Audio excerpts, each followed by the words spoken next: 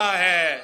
ये 70 साल के नौजवान से, ये 70 साल के सियासतदान से हमारा मुतालबा है अब कि घर बैठे, मस्जिद में बैठे दुआ करें मुल्क के लिए।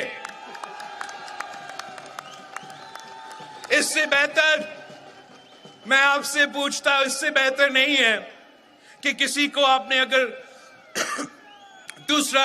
दूसरी दफा वजीर आजम बनाने के बजाय या चौथा दफा वजीर आजम बनाने के बजाय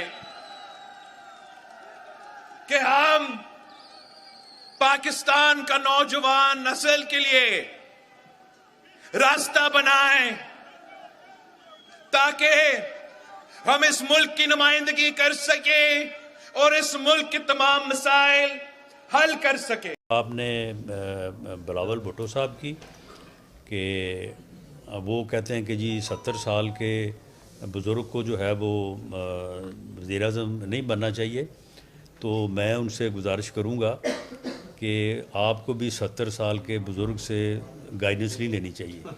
वो भी 70 साल के बुज़ुर्ग से ही सुबह घर से निकलते वक्त भी पूछते हैं, जाके भी सारा हिसाब देते हैं। तो हम इंशाअल्लाह ताला जो है वो ऐसे हालात में पाकिस्तान नौजवानों को, नौजवान क़यादत को दे के जाना चाहते हैं कि जो उनके लिए मुश्किल का बायस ना हो बल्कि उनके लिए जो है वो आसानी का बायस हो।